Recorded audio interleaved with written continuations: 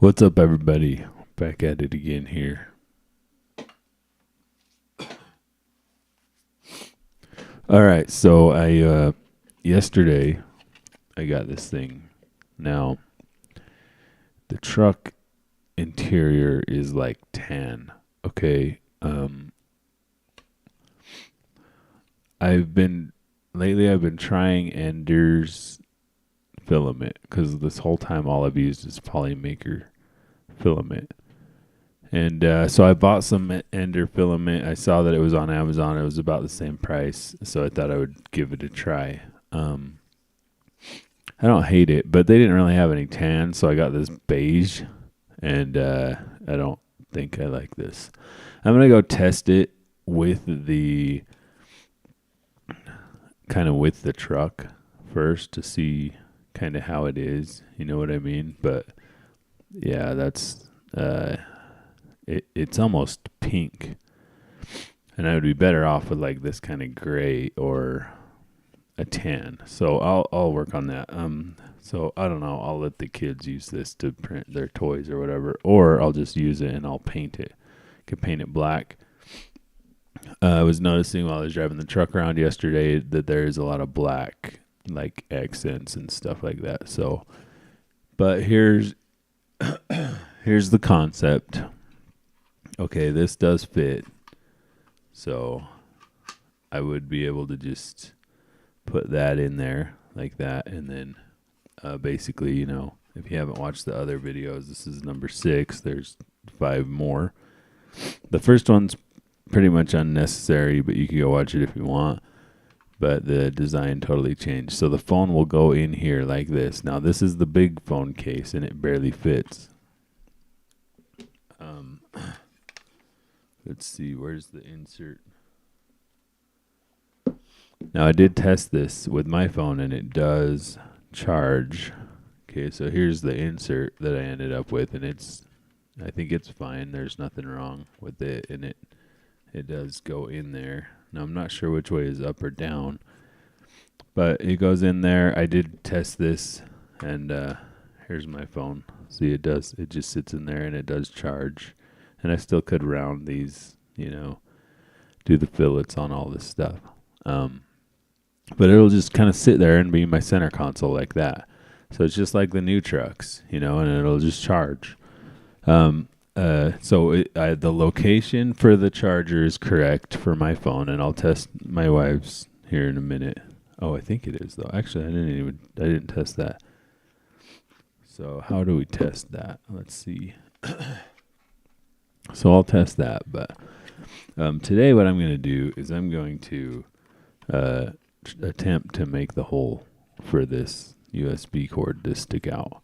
Now, like I said before, I could just notch it out with like a grinder or whatever, just do some finishing work on it. So what I have here will work the way it is. And I think I am just going to print it in this plastic because it's what I have. And then I'll probably just paint it. Just like the little switch box that I made. I painted it, and it doesn't seem to be deforming in the sun. Time will tell. I'll leave it out there and see. It's been in the sun for probably about 2 weeks. Now, the other thing I noticed is if you do your prints in 100% infill, they're less likely to warp in the sun with PLA. And then so the ones who warped in the sun in hours were like 10% infill or less than 100% infill. And that's basically got to do with, the heat being able to dissipate through, I'm assuming, unless it is like UV that causes it. I don't know. The thicker the material, the harder it is to heat up, right? It's something like that. It could be something like that. And so when we do 100% infill versus this, which this is 10% infill, because I just printed this as a test to make sure that my clearances were going to work, make sure the phone was going to fit in there. And I feel like it's good. I mean, I think the one thing that I'll probably do is on this insert is I'll probably put a bigger lip here to kind of hold the phone. Like if we hit like a bump, is this thing going to pop out? You know what I mean? So like I was kind of expecting it to be sticking out more, and I think the sides are all right. I don't know. I might have to push this out more, either on the insert or on the, and I have a lot of plastic right here. I could get rid of this. This doesn't need to be this big. So I think what we need to do is actually redesign this and get rid of some of this side area on the PLA part, and then add in some area on the insert so that the phone will actually sit in there better, and because I'll glue the insert in so it'll be stuck, but I need some kind of walls around the phone in case we like hit a bump that it bounces and lands back in the thing. I don't anticipate it really bouncing out of there, but because you don't want the thing flying across the truck, I guess. So let's do that. Let's redesign this top piece here, and hopefully my cylinders will allow me to. And if they don't, then I guess I will, what will I do? What's the good manly decision there? Should I like throw my mouse at the wall, or what? Go cry in the shower? Maybe I'll do that. So, what do we want to listen to today? Royalty-free music here on YouTube. Let's see. We could do inspiration. I don't know if that's are we inspired? Lo-fi spring vibes. This is by the Relaxed Movement. It's too loud. Although I think yesterday's stream was too quiet. I don't know how to mix. I think I have years and years of trying to learn how to mix, and I still don't know how. Okay, so if we look at the model here, I think what we need to do, this is still going to be 3D printed quality. So, and I'm not that good at 3D printing either. So what I end up with is not always perfect, and so it will probably pay to just print it in this, and then I can sand any little issues. Like I have a line right here, and my 3D printer isn't the best 3D printer, so it is what it is. It's fine for me. I don't care that much, but I could fill or sand this line out and then paint it, or just paint it and call it good.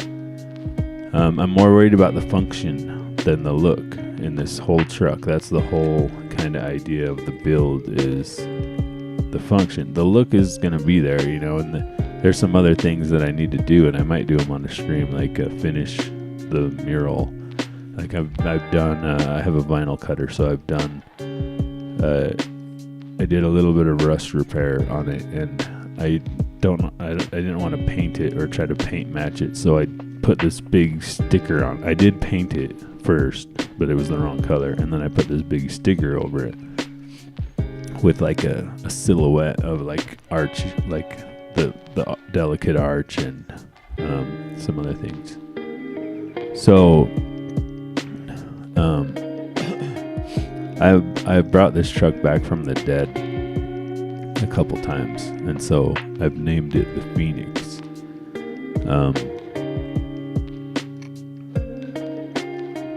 I basically, the transmission lost reverse gear in August, I think, a couple years ago, and then so I had their transmission rebuilt, and I drove the truck a little bit after I took the transmission out, and I took it to a repair shop, and they repaired it, and I put it back in, and then I drove it a couple times, parked it, and the very next trip in the spring, I blew the engine.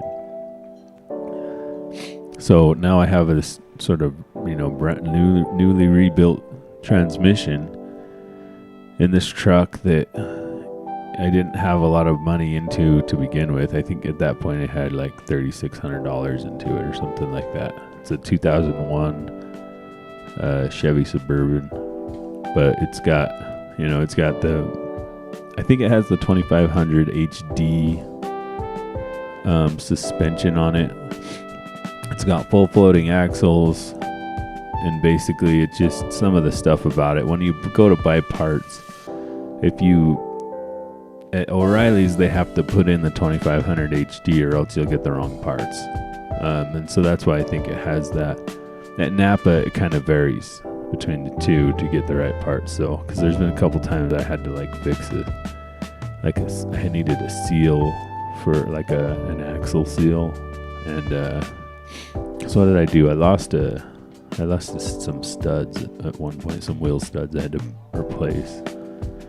I think for that I needed a seal, and anyways, so, but yeah, so it's got the 8.1 liter Vortec engine, so it's got a lot of power. It has, I want to say it's like 573 gears. I might be wrong on that, but whatever, it has the gears to where it can legally tow 12,000. And so you had to get the right gears and the 8.1 liter, and that maybe some other options, or else it was 10,000. That year, a Suburban could only tow 10,000 pounds. But since I have those correct gears, I can tow 12,000.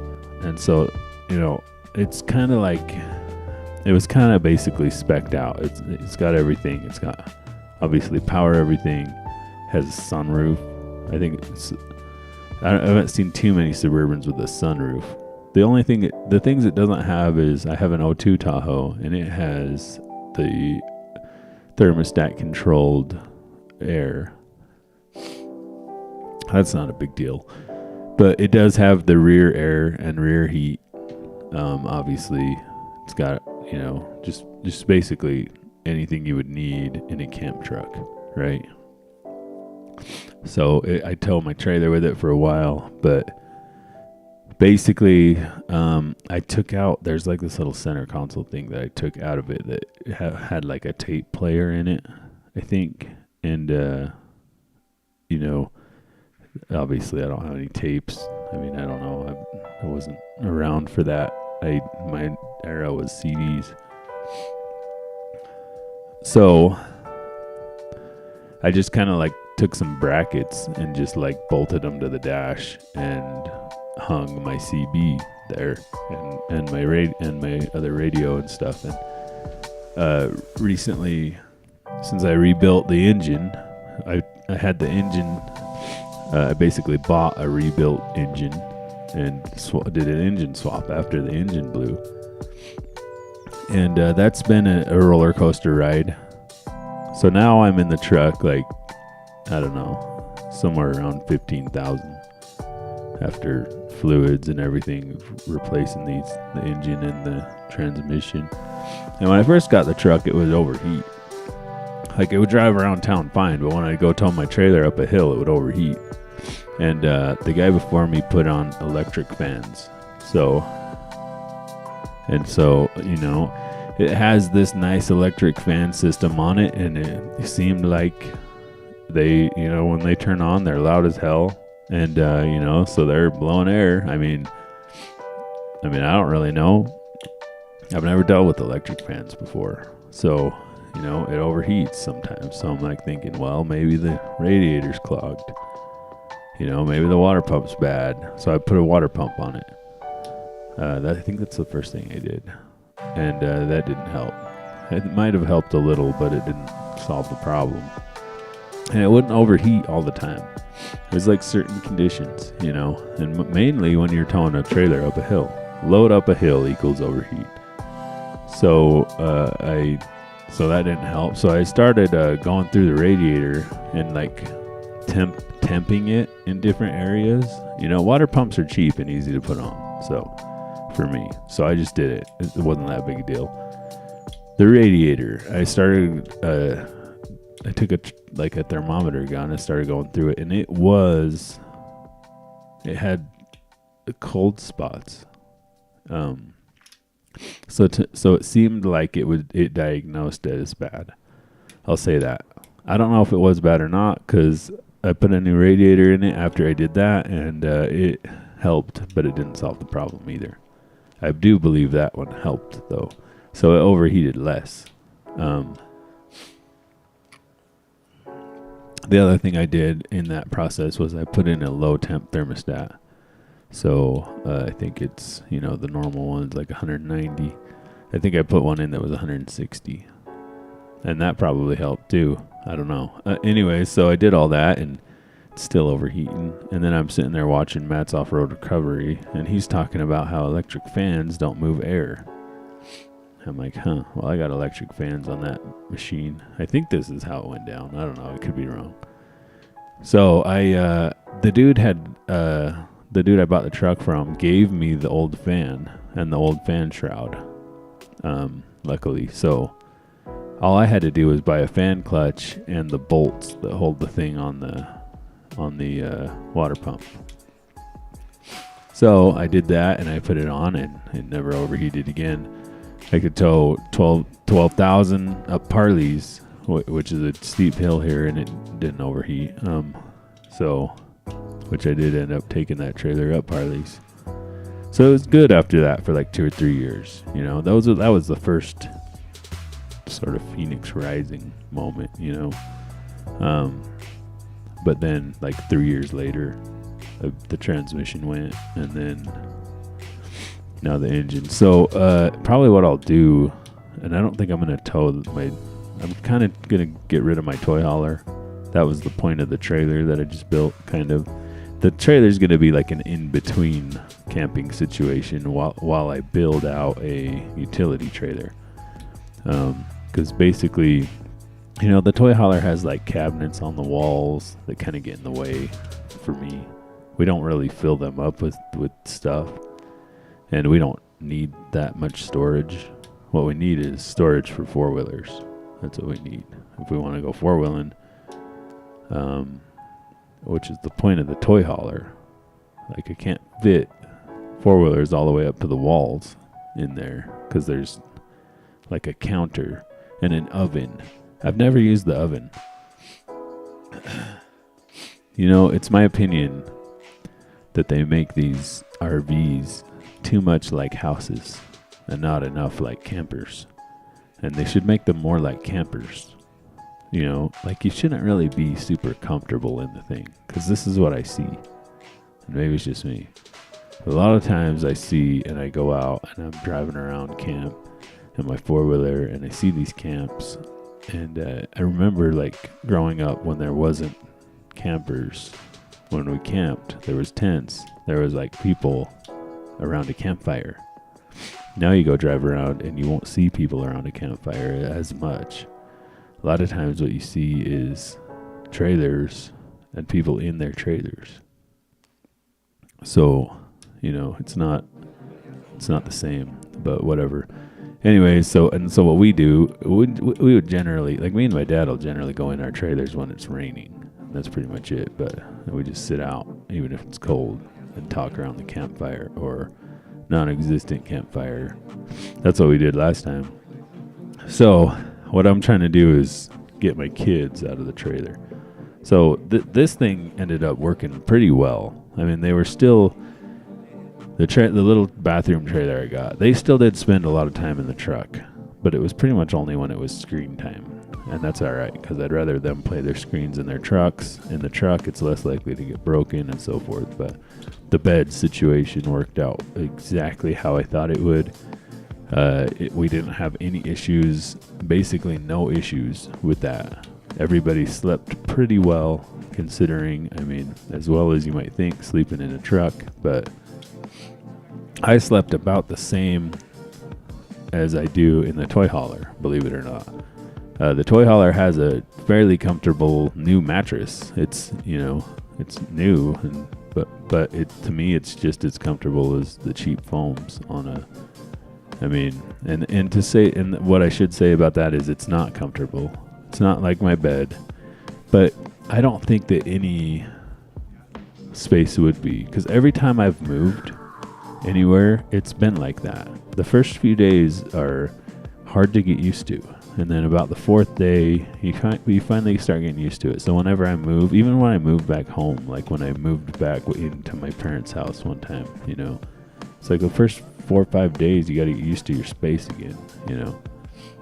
So even though it's my trailer, I still I don't get used to it. And so I don't really sleep that well when I'm out there. And so the same thing with the truck, and it's always been like that, and it's just the way it is. It's not that big a deal. I wake up 2 or 3 times a night. Since I started 75 hard, it's the same deal. You wake up 2 or 3 times a night to go pee because you're drinking so much freaking water, you know.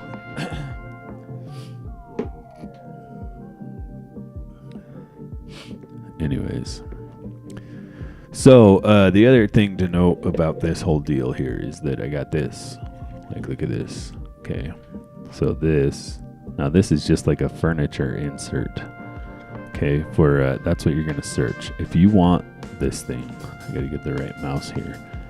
Okay, if it's like a furniture insert for, I think that's what it was called on Amazon or whatever. Okay, and it just has a plug on the end. 110. I think this is like the 6-foot version I got. So all I'm going to do is I'm going to shove this thing in the side of that box, and I'm going to have an inverter probably mounted under the back seat, and this wire will go under the carpet to the back seat and plug into the inverter. So I'll have inverted power at the front, and then I'm going to buy a couple of these and put them around the truck in different places.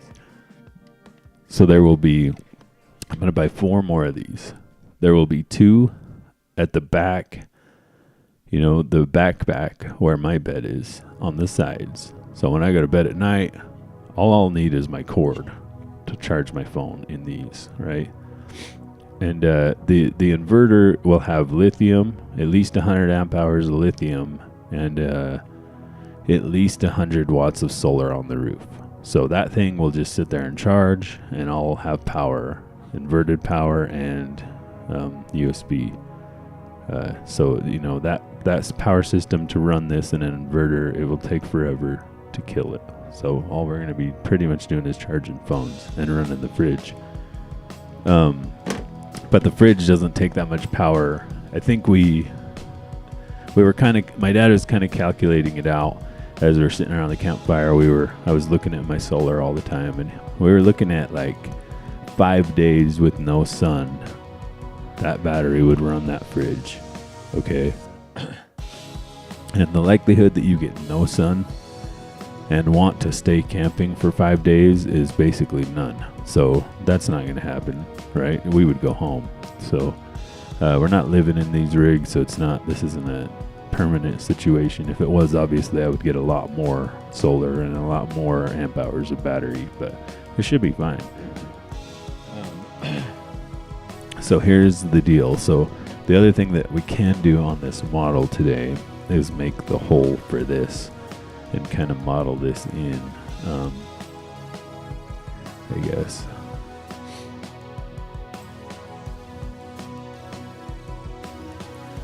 I don't know why I breathe fine until I start trying to do a podcast or trying to talk on here or whatever this thing is. Yeah, it's just, and then I get out of breath. It's only been this week. You know, I've been doing this podcast thing for a while on here like this. Yeah. So sorry, I'm not going to have a full, I'm going to have dead air. It's just the way it is. It's just the way it is. That's what we're doing. So this has 2 mounting points. So obviously for a lot of these, I'm just going to put them in existing panels in the truck. In the back of this truck, there are like 2 built up sides. Because basically on one side of it, it has all the AC components in it for the rear heater and the rear air conditioner box. And I don't know what else is in there, but it has like the rear fan. The rear has its own fan and its own vents. So I guess it must also be ducting for the vents. There's vents in the roof. There's 4 vents in the roof that downfire into the people, right? So So and then on the other side, I'm sure I don't know. The other side has like the place where you put the jack and that kind of stuff to jack the truck up if you need to change a tire. And there's just like some compartments. Like one of them will hold like CDs. I don't know why you would be storing your CDs 15 feet behind the driver, but that's what they put in there. I put like coolant in there, and I'm gonna put like oil in there and coolant, and that's where my like fluid area is. And then I'm gonna put this in there, and then like there's like a cup holder that I put my stuff in when I go to sleep at night, like my phone and my keys and all that kind of stuff. So that's basically, and what I might even do too is 3D print some different trays to stick in there to hold my stuff. Because the first night I lost my keys, and what had happened is I went back in there and I pulled my keys out of my pocket to put them in that cup holder, and I put them in a different tray for some reason, and they fell underneath the coolant because these trays are so deep. They're like 6 inches deep, because they hold CDs, so they're like that deep, and so the coolant is sitting in this tray. That's how big it is. A jug of coolant fits in it.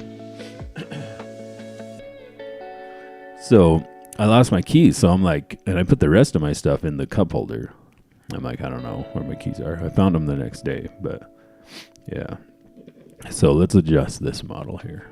I know I've been talking a lot, but so what we need to do is we need to make this. We can do less plastic here. We can cut this back in because we don't need this that thick. I don't know how thick it is, and I don't even know if I even measured it or if I just let it be what it was on this measurement. So let's see. And the other thing too is about this whole deal is the disclaimer is I've never learned another CAD. I mean, not fully learned it. I've kind of looked at some and I've watched other people do it, but I don't know if this is an easy CAD or not. Oh good, I lost my door.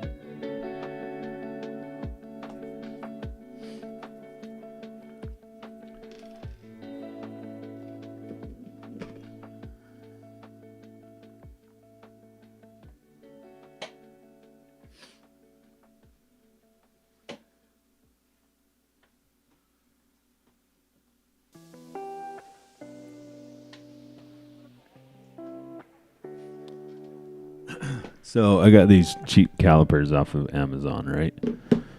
And I don't know, caliper companies, like, here's my calipers. They're all right. They work. Okay, they were like $40, I think. It's Vinci, Vinca maybe, Vinca. I don't know. So it came with 3 batteries, and so I dropped the battery door just now. Anyways, so.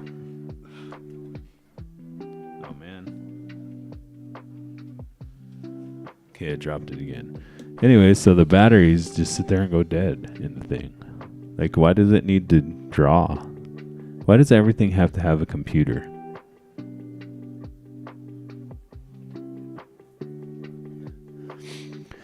Back in the day, things turned off. Here's my old man rant for you. Okay, now these batteries aren't that cheap. I don't know how much they are. Like $3 for this thing, this little teeny thing. Like, really? We still do that probably too, I bet. Just freaking batteries. So anyways, what I do is I pull the battery out every time I get done using it. And so the first 2 batteries lasted me like a month. And I barely used this thing. This battery has lasted like a year, maybe a year and a half, just because I pull it out every time. So, do what you want with that information. There's what I've been thinking about doing is modifying this battery door, and maybe I'll do that on this stream. If we 3D print a new battery door with like a little slot in it, like, could we? Yeah, I don't know. Maybe the thing to do is to 3D print a new battery door with a false battery in it that has wires coming off of it.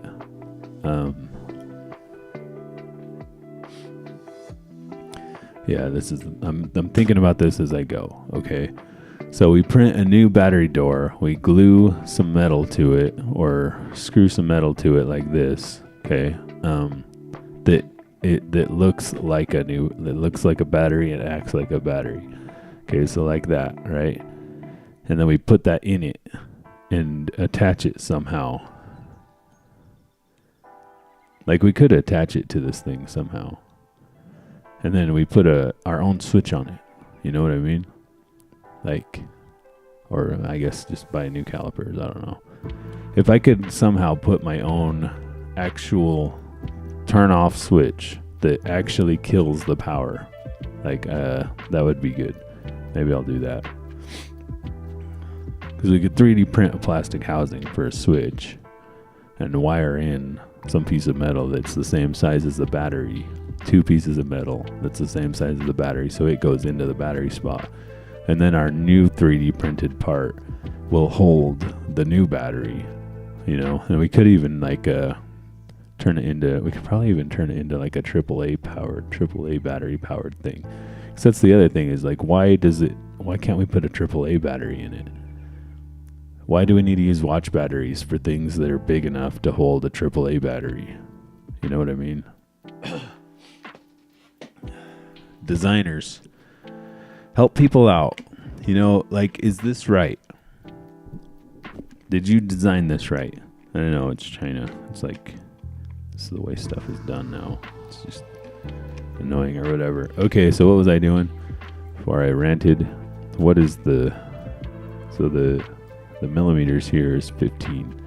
So I did that 15 wide, and I could probably get away with like 5 or 10. Even 10 would be good, but let's do 5. Let's do 5 instead of 15. What is this top one? The top one is about 6. It's probably supposed to be 5.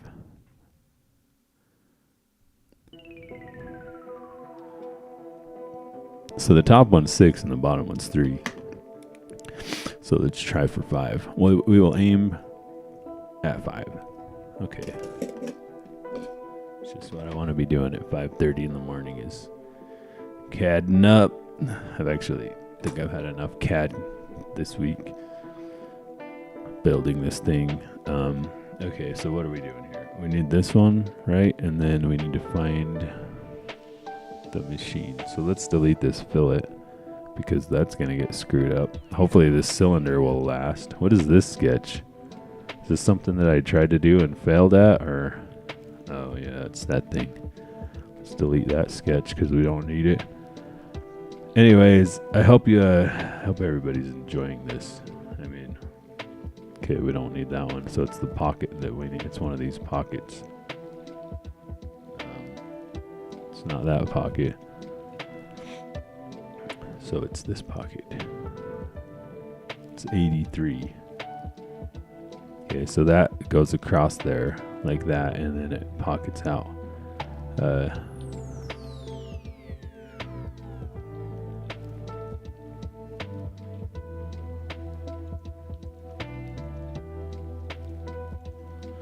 Right.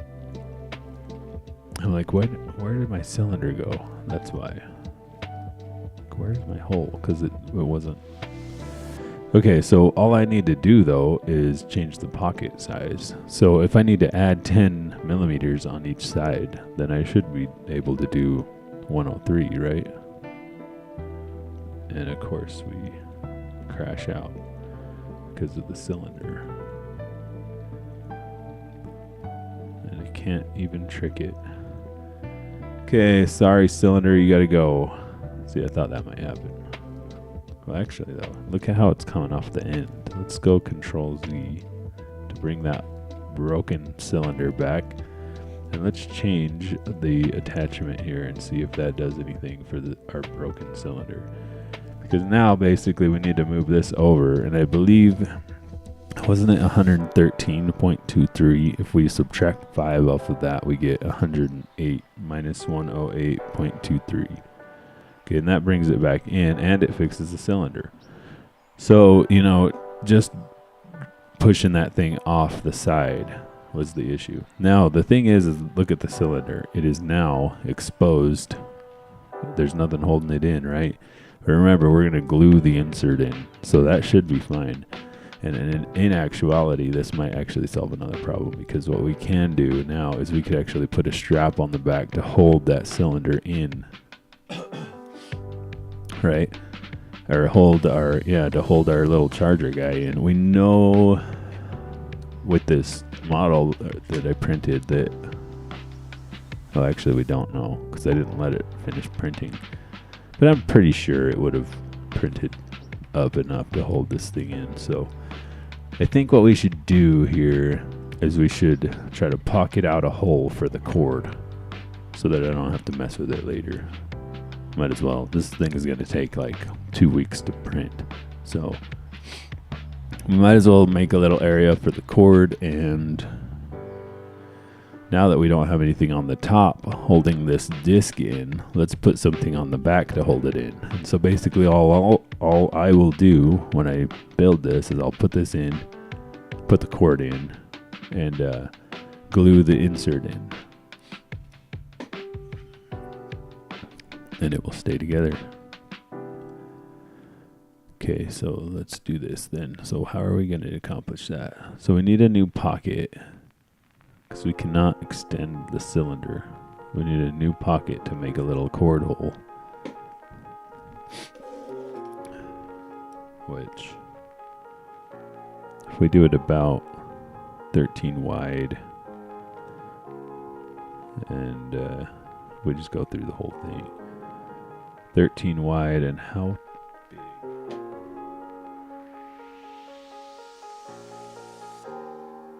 Probably at least like 30 deep. 13 and 30. I like that riff. I like that, you know, halfway depressing music. It's like almost depressing. It's like close. Okay. There, front, back. Let's make a sketch, and we actually probably need to do it on this side, right? On the XZ. Because what we'll do is we'll just kind of pocket out a little area here. Should we do it on the top or the bottom? Like all the other cords are going to be off the bottom. We should have room off the top. I think I'm just going to do it off the top, and then the cord can hang down and go out to where it will be hooked up back in here. I already have these things that I'm going to use for the USB. So I'm going to use independent USBs that'll be back here, and I'm going to hardwire all this stuff right into the truck.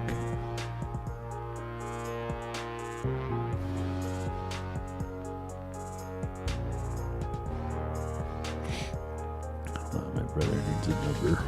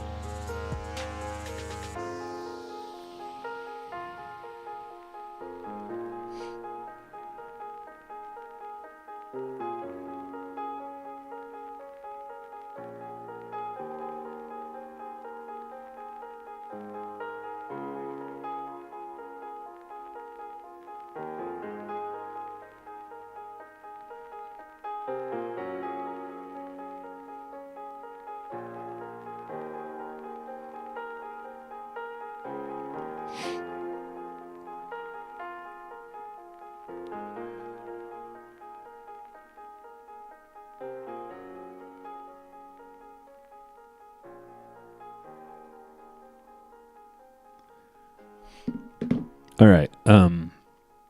So what was I doing? Oh, we're doing a pocket. Get a pocket. Gonna grab just a rectangle here. Doesn't need to be fancy. Let's see, where am I? So basically, it's gonna go somewhere in here. Like, oh, we don't want a rectangle. We want a polyline. Because of this funky angle, I have to do everything kind of like this. Like, Okay. Yeah. So, by the way, if you just kind of right click, it deletes the tool that you're on, or it gets rid of it. So we want this line and this line to be parallel, and this line and this line to be parallel, just for the fun of it. And then, I mean, we don't really need them to be perfectly on angle, but I guess it doesn't hurt, right? Okay, so what was I doing? 30. If I do this one by like 30.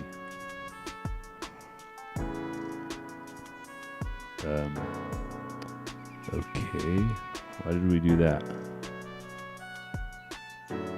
Sometimes this machine here, you wonder about.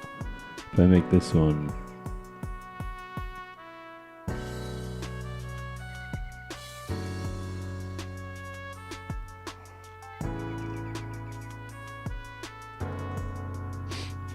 there we go.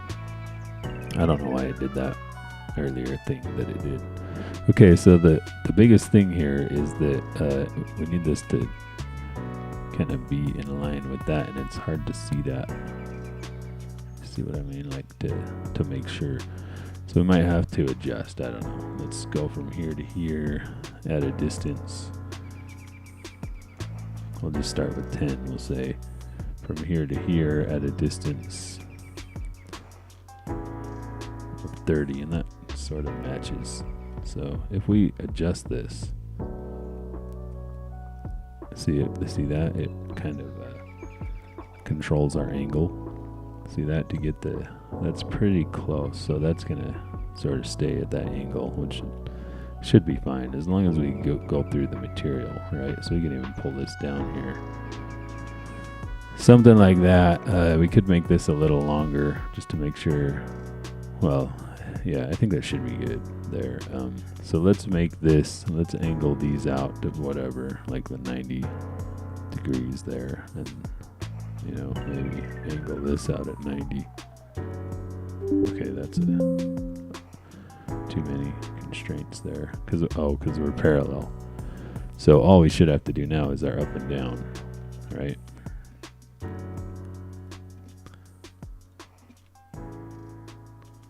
So let's do that then. Okay, fine. 295 it is.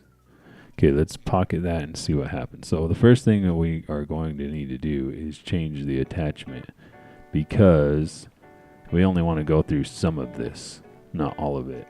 So let's go into here and position ourselves for an attachment, and see how it's like. Sometimes I can just roll my mouse and that thing just moves, and I don't know why. Sometimes it does and sometimes it doesn't. Now look at that, we have a problem. See that? It's only going through half of it. Who did that? I notoriously don't blame myself for anything, and so I'm assuming that that's probably, we're gonna blame Bob. So listen, if your name is Bob, I'm sorry. There's nothing I could do about it. Okay, I didn't cause it or break the rules, but it's just the way it is. Okay, I didn't make the rules, I mean, and so just adjust this sort of in here, and probably what we need to do is make this bigger. Okay, now the only problem that I see now is, where is my corner at? Hopefully my corner isn't in a weird spot like that.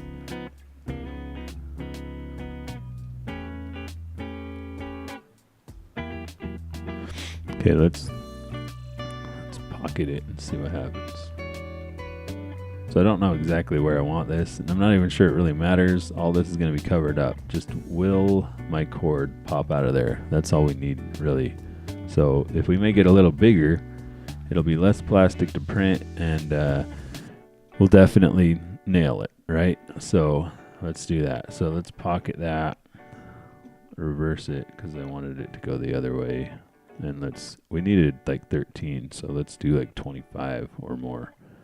Maybe we'll do a little more. Actually, we'll do 30, because that looks a little more squared off there. Okay, it did go through the back, and we don't need it to. So let's adjust this up to where we're not cutting through that. See how, oh, now it gives me what I need here. So let's do this. Let's cut this down to like 20, and then let's move it back out.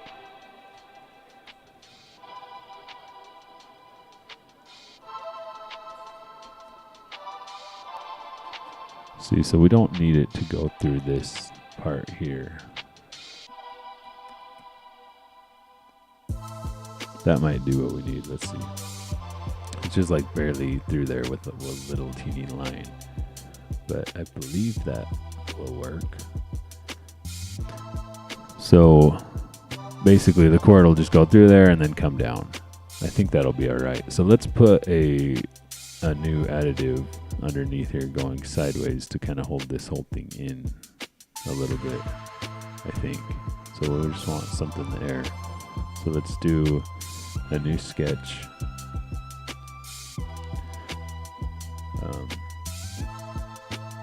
On the XZ again, and it's gonna have to be like right here. So I don't know whereabouts this thing. We're gonna have to know where to put it so that it lines up there. Actually, let's close this and delete that. Wait. I was gonna say, can we do this face? But no, we can't really. Never mind. Back to it. Do it again. We have to do it this way. It's just hard to see through the wall, you know, of where exactly we need to put this. But we basically need something that's like sort of like this, that will go along here, and then, you know, just like just a strap. It's just something like that. So let's go back here and let's look at this first pad. No, we need one of these pockets, this pocket here, because this is going to tell us. So 310 to there. Yeah, I'm just changing my methods. Okay. So let's do this instead. Let's go to this one and close it. Come into here and delete this sketch. And then let's go back to this sketch. Okay, close that. Let's copy it. Control C. Okay. Control V. And then we will put it. Oh, crap. Control Z. I put it in the wrong one. Put it in there. Okay. Wait, what happened to it?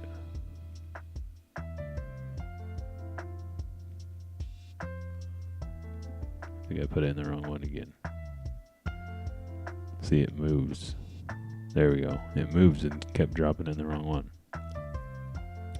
Okay, so now what I'm going to do is I'm going to go into this sketch that I copied. See, and it has all the correct stuff here. And then I'm just going to, let's just mute everything other than what we're working on. And then what we'll do is go into this thing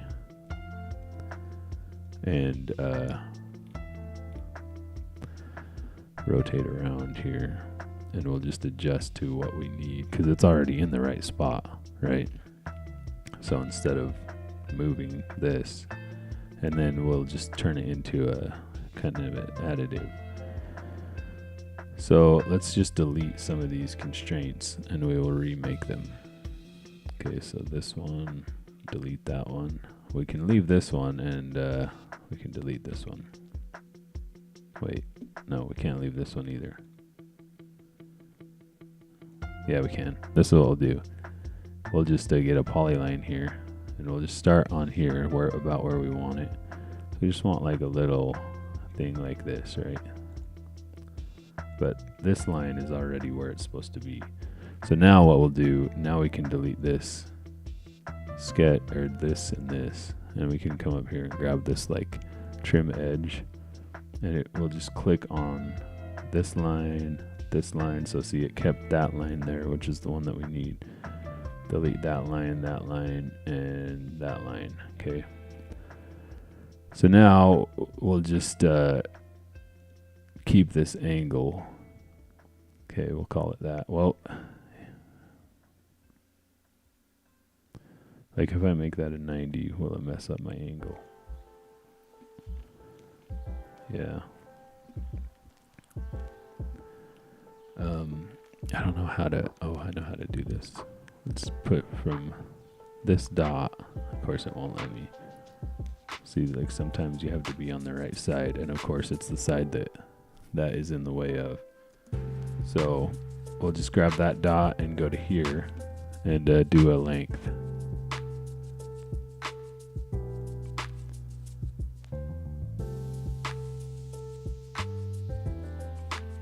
So that should lock it in.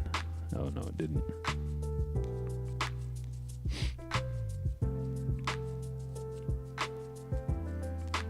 Maybe if I make its length locked in. Yeah, see how now it stays at the right angle no matter what I do. So now if I do this at 90, it should just move this line. See that? And if I do this one at 90, it should just move that line. And I don't know if I can make these parallel, if it'll yell at me. No, I can't. Okay, so now it should just be able to move up and down. Okay. And I moved it and then I pushed Control Z so that it went back to where it was supposed to be. Okay, so now if we just make this a certain length, it should kind of lock it in. So I can still move it up and down, but the whole thing just moves. Okay. And we'll just lock it in there. Just constrain it everywhere and then it can't move. And so it should be good. Let's bring back up our model. Swap around and see we're still in the right spot. So if we put that across there, then it will give us a strap to hold the guy in, and then the power will plop out there, the USB cord. So let's close that and then pad it, and of course we're gonna just go ahead and error there. Let's figure out why. Probably because we're padding off the other direction. So let's reverse it. Okay, multiple solids error. So maybe I'm not attached fully. Let's move the model up, or move the sketch up.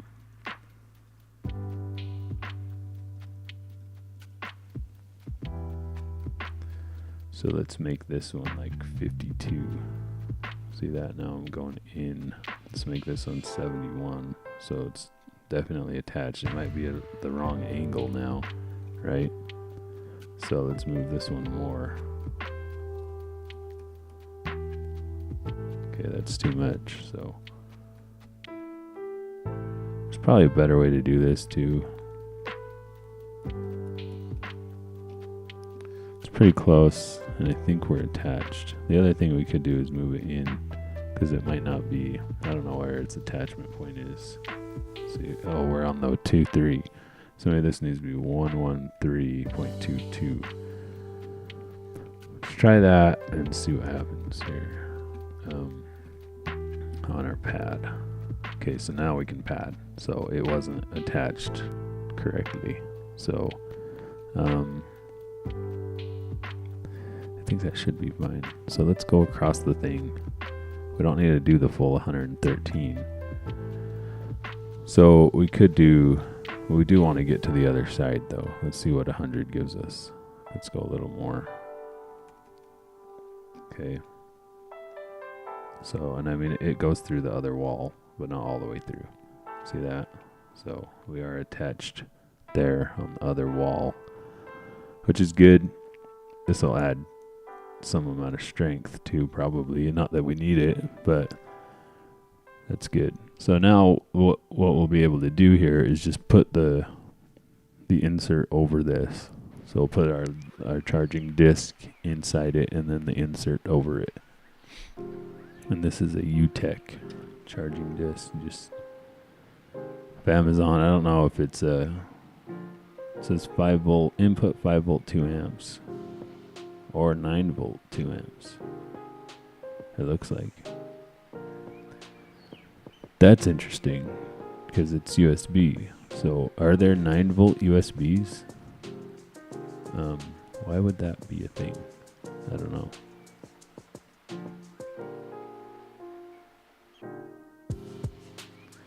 Made in China. Anyway, so that'll work, right? That should work for what we're doing. So this side is done, and now I need to copy it to the other side, their front, right? No, their front back 001. This is a little bit different there, see? We need to make this like that, make that like this. So let's see, what do we have here? So the first thing that we need to change is not this one, right? No, not that one. We need to change this one, I think.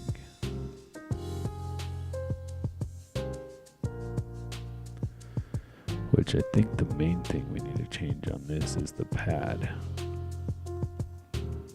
The pad and then the location. So what did I change on the other one? The pad or the pocket to 103. The pocket to 103, and then I adjusted the 103. And it's gonna error. And then how do I adjust this? It's minus 128. So on this one, I put it at minus 108. But I don't remember what it was at before.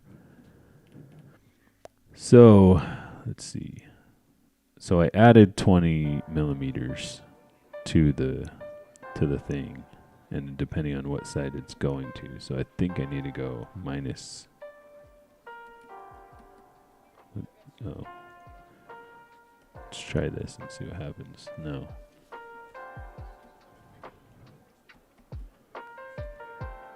Nope. So I'm not sure. Okay, well, we definitely don't want it there. Okay, that's not right either. I don't know which way the pocket is going. So this might need to be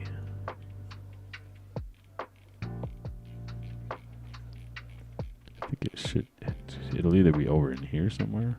So about here. So maybe it needs to be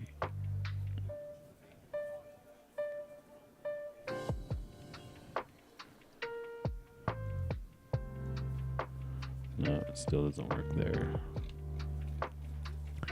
Does it need to be over here somewhere? Which would be, I don't know what exactly. Yeah, that's what works. And so now what I need to do is figure out what is centered. Is it 118?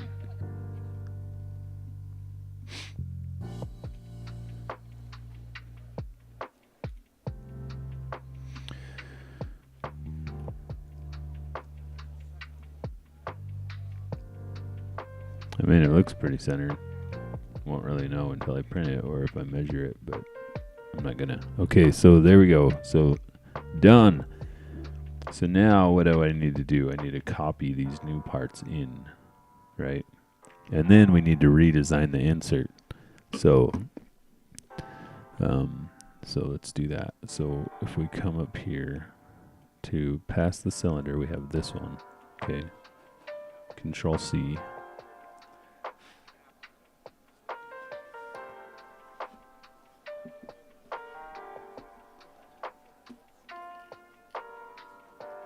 Control V. Okay.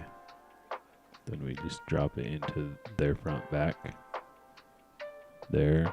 Okay, so let's bring that up. So now we're over here, so we need to change this guy to over here.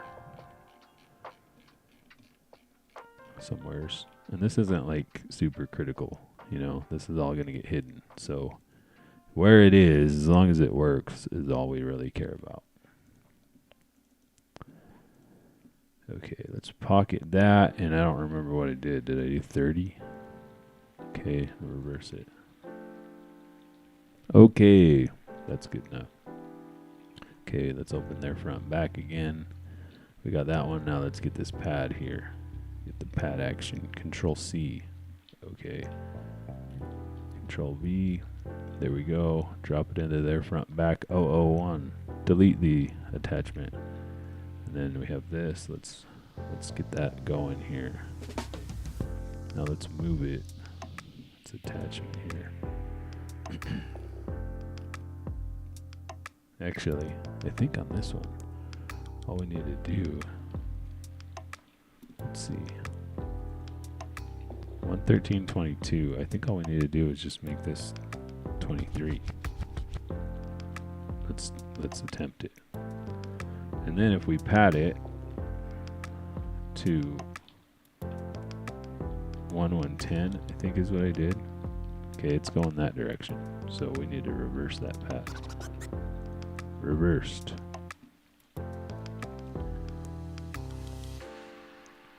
Now these are different parts, and so even if this goes into that one a little, it shouldn't, but if it does, it shouldn't matter, really. I mean, okay. So that should hold all that in. I think that'll all be fine.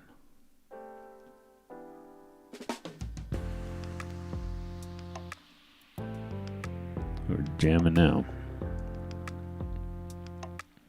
So the only thing that I was noticing too is, did I come up with a way to screw this? Oh yeah, I was gonna go through there. Yeah. To bolt this thing down, because I don't have any bolt points or screw points on the back here either. You know, which I could just resort to gluing it. Just super glue it together. It doesn't need to be like super strong. Where it is, it's not like it's gonna get hit with stuff or whatever. And I can always like bracket it to the actual dash in the back here in ways, I'm sure too, because like this area here is gonna be, it's sort of set inside the dash. There's like a little area, it's like cut out where the original center console went in. This will be in. I might even just be able to run screws through the side of this right into the dash, like psh, or bolts or whatever.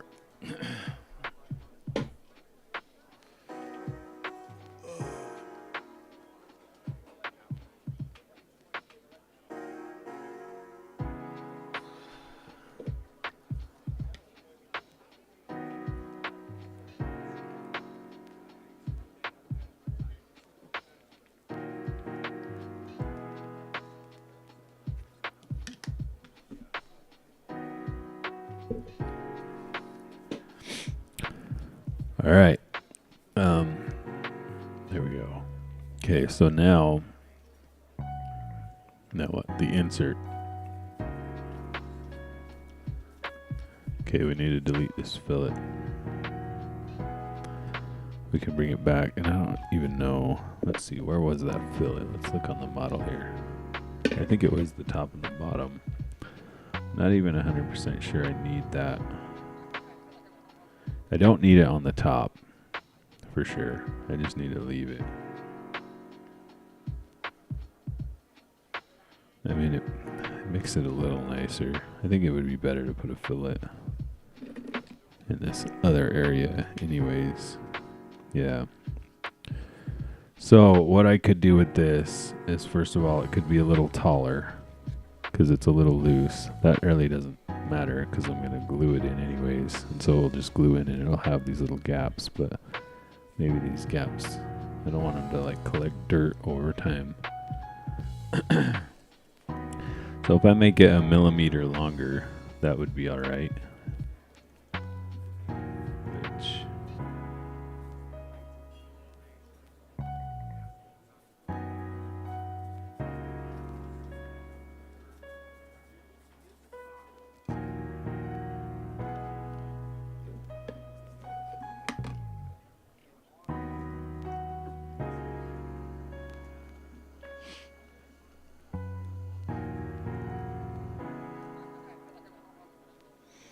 So a little bit longer there should be fine. I don't know if that messes up anything, but I think it'll be all right. I'll just move it in a little bit more. It's only about 1 millimeter. It's it's only a millimeter, so it should be fine. So what I need to do here, though. So did I pocket this thing? Yeah, I have a pocket too.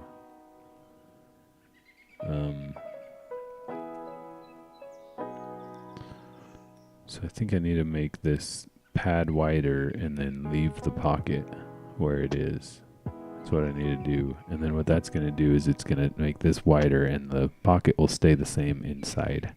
If the pocket's just this wide, we'll have to look at that too. So let's close this sketch here and let's pad it wider. So I added 10 millimeters on each side, right? So that would make this add 20, so 102. Okay. Now, so I need to change my pocket now to what? Let's see, where is the pocket first of all? Okay, so it's on the edge. We want it in the middle more. So let's move it 10 millimeters one way. So 138.23. That's what we want there. So now what we should have is 10 millimeters here and 10 millimeters there, which it doesn't look exactly right, but it should be, I guess. I mean, I'll be able to reprint this if it's not right, because it's a 6-hour print, and it's just this thing. It's not like the other parts that are going to be a day and a half print. If they're wrong, it's going to be a lot of wasted time. But I don't see anything wrong with that. I mean, so how wide is the pocket? 83. How wide is my phone? Like, do I want to add some space in here? The phone, so the phone, the big phone case is 81.5. And so I could just add just a little bit more into here so that there's just a little bit more space. If I did like 85, and then, so now I'm going to be offset one side. I think I need to move this back to 137. And then that should be good. So I should have 9 millimeters on each side. That's what I should have. That's a good round number, 9 millimeter. Okay, so the other thing that we need to do here, we need to look at is picking up the bottom and the top here. So this is 9. So if we make that like 15, what does that look like? So if we added 6 to this, let's add 6 to this, make that 349. Move the whole thing up, and then that should stay the same, I think. So now let's see what this does. Okay, so we need to change our pad in similar ways. So we have 349 there, and we need to add 6 to this. So 7 plus 6 is what, 13? Okay, close that. Okay, so now I've just made the insert 6 millimeters taller. So let's check that. Drop my calipers. Got too much stuff on my desk now. All these parts and different stuff that I'm putting in this thing. Is 6 even enough? I don't know. I'll print this at 6 and see how it feels. Seems like that should be good. And we're going to get some side action on it too, right? So we'll have a side action here too. I think that should be alright for the insert. Okay, so now let's, and then if we even like, I don't know if we can do some, so the other thing you could do here on the fillet is if you click on this face and then you push fillet, sometimes it will let you it will just do the 4 corners or the 4 edges. Okay, so see how it says face 11? So it's going to do all of these, or attempt to. The other thing too is if you push up on here and watch your model, I'm going to get to a point to where it's going to stop auto updating. See that? when I got to 9mm, you see how it just went to flat? That means we can't do 9. We could do 8. That's the most it will do. And basically, I think the problem there is the fillet gets in its own way past 8. Okay, so there we go. So now we have the fillet for that. Now, if I click on this whole face, sometimes this works. We push fillet. See, we erred. So it will not fillet that face. And I don't know why. I don't know. So can I just fillet these ones? Control click. These are just things that I've learned, and I don't exactly know what's going on. Fillet. Okay, I can. So I can just do those edges. Okay. To what? You know, I can go to 5mm. Okay, so I went up to 6, and it's like, no more, son. Okay. We're just going to put these fillets in just to kind of see what the extreme filleting would do on this piece, because I don't think I need a fillet here because that's going to sit in the groove of the thing, right? So this will kind of be flat off of here, so we're just going to leave the rest the way it is. And the reason I'm kind of filleting this is because you're going to be sticking your hand in there to get your phone. You're going to drop your phone in that thing, you know, and it will be made out of this soft TPU. Like, this stuff is like, it's not, you know, it's super flexible. It's almost like rubber. So it's not going to be, you know, abrasive, or it's not going to hurt. But let's just try printing this and see how it looks. Okay. Let's bring up our model here again and see how this is looking on the fitment. Okay, so it's not all of this is just that this is off. If I put this at 137, I believe it's gonna error. So if I move that one, then I gotta move all the fillets and everything. So we're just gonna push Control Z on that, and I'll double click on these fillets to reload them. So basically, it is off, but we just can kind of hope that it's off in the same amount in both directions at this point, because I don't have to delete the fillet to check to see if that's still going to fit in there. But like I said, this thing is, the insert itself will be an easy reprint if it doesn't work out. So it's these other big parts that are going to take forever. But I think they're good, or at least they can be adjusted. So like if I did get rid of that fillet and redid it, then I could move that over. But should be alright. If we kind of eyeball from here to here, it's about the same distance as from here to here, right? So I think it'll be fine. As long as I mathed that out all correctly, did all the math. So the only other thing that we could do here is add the hole on the side here for this 110 here. And I don't know why they did this to me, but look, they have letters on this thing, right? And you know, once again, it's like, I don't know why we have to be this way. So let's talk about 110 plugs. So right here you can see, I don't know if you can see actually that. Oh, see the words there? So that's the correct way up. But if you look at the plugs, they're upside down for how we normally do them. Now, so the words are the correct way, but these plugs, we normally do them like this here.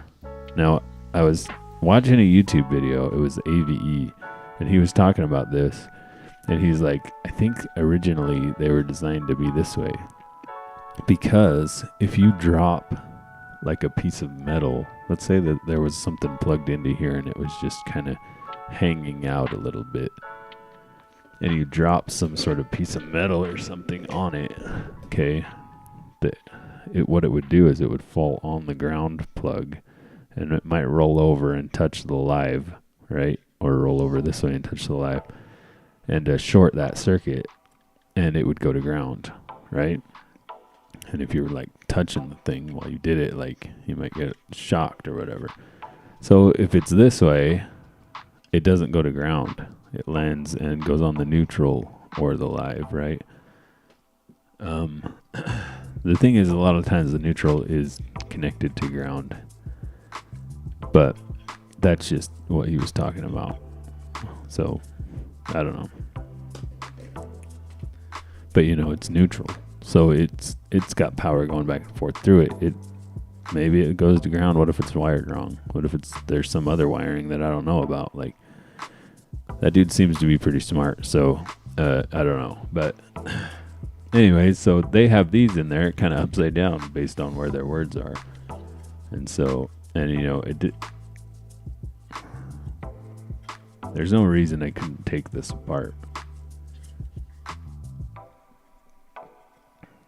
and just plop out I could just, CAD in the holes and get rid of their plate, but I'm not gonna. So I'm just gonna put a hole in this for the sort of inside box of this thing. So we're at 43 on one side by 127 and a half. So we'll do 44 by 128 or something. We'll do 45. 45 by 129. That's what we'll do. Okay, so the problem here, though, is that this is going to go across two pieces. And so the other problem here is that this pokes down a certain amount. And I don't know how much back in we're going to go. So we're going to get that guy to, which it's 35 in. So I think we should be all right to just kind of go above this deal here, above the CB there a little bit.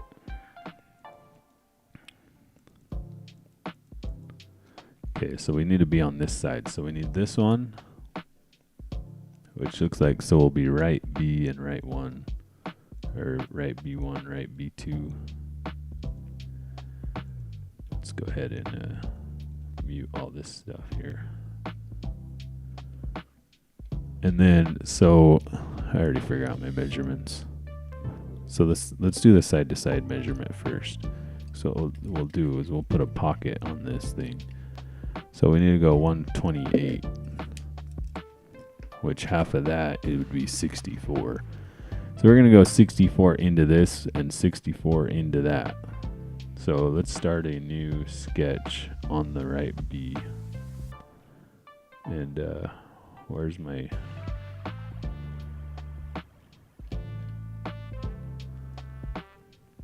I don't know what thing it needs. I don't know what plane, because they didn't give me a thing.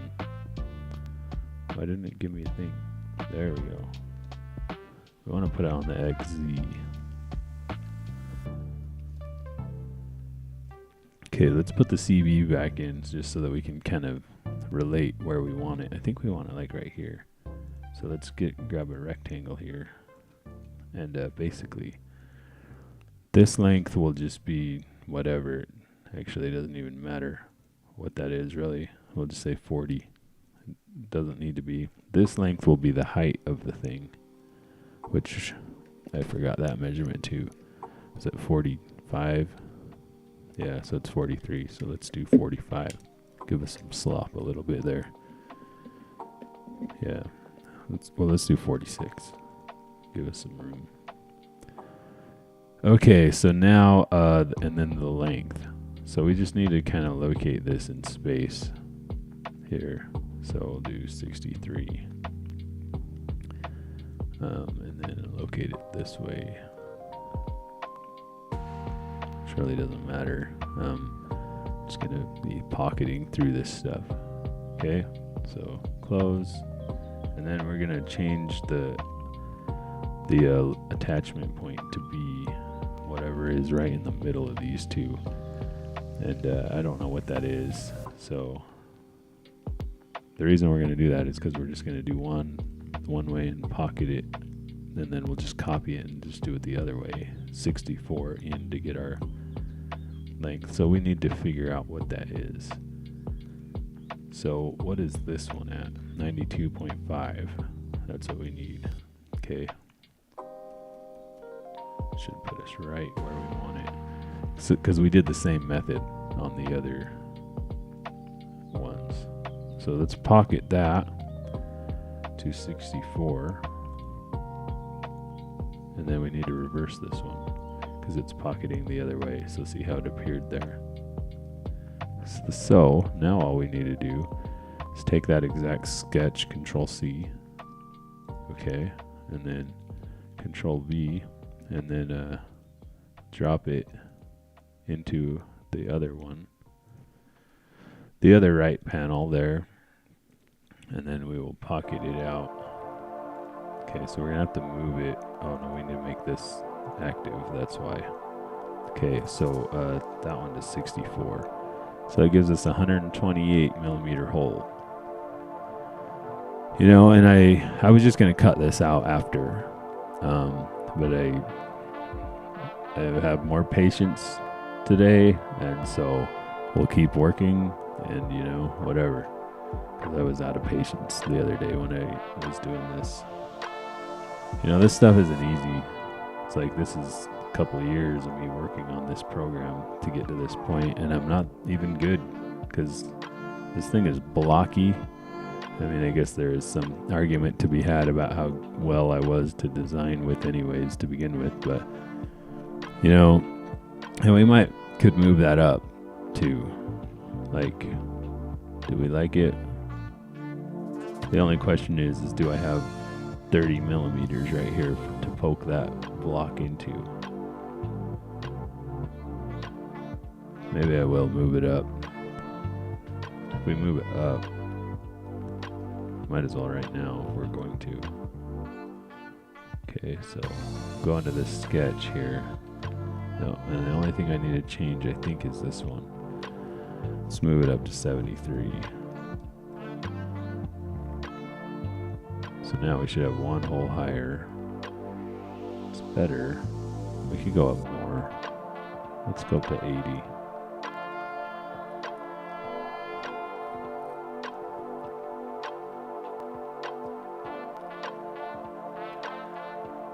I think that will, you know, get rid of any clearance issue I might have there. Okay.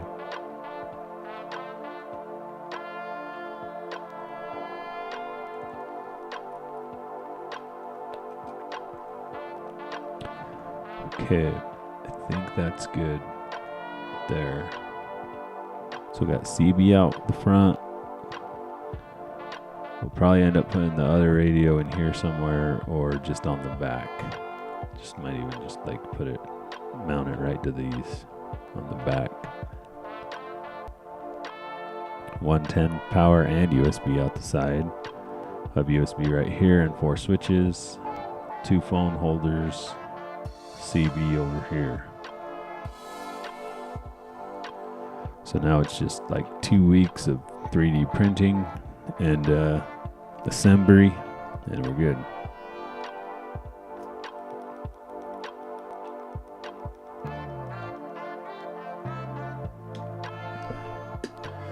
$6:30. Oh man, I was like, freaking exhausted. So I cleaned the crap out of the garage yesterday, and today I am going to be working on sheds and moving a dead blazer into the garage because that's the next big project on my list here.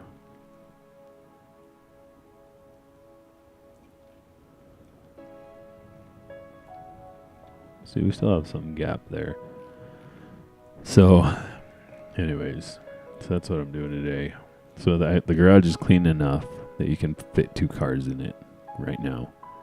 So and that's what I'm going to do. The garage is back to, it's no longer a appliance shop. It is now car shop again. Fab shop, whatever I need to do. Yeah, I mean, I built a trailer in there. you know. And so now I'm going to finish the Blazer in there, put it in there, start working on it, just little at a time. I think it needs a transmission, has a ton of oil leaks that need to get fixed. At this point, who knows about the cooling system, and it needs a rear end and a lot of cleaning, and you know, maybe eventually there's some dents, maybe paint.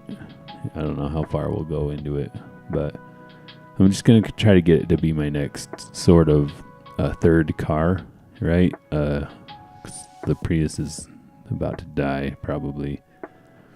So on my cars, you know, the Suburban is at a pretty good state right now. It could use some things that, like a park brake cable it needs and stuff like that, but obviously this is for the Suburban.